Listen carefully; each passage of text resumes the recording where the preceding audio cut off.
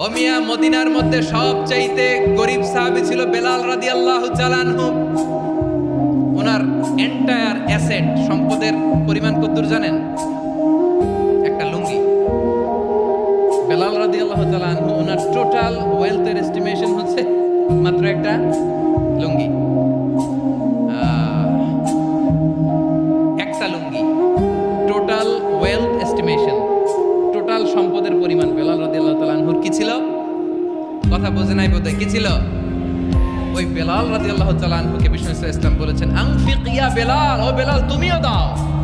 ওয়ালা তাখশা মিন যিল আরশি ইখলালা, আরশের অধিপতির তো কোনো ঘাটতি নাই, তুমি দিলে ওই আল্লাহ তোমারে বাড়ায় দিবে।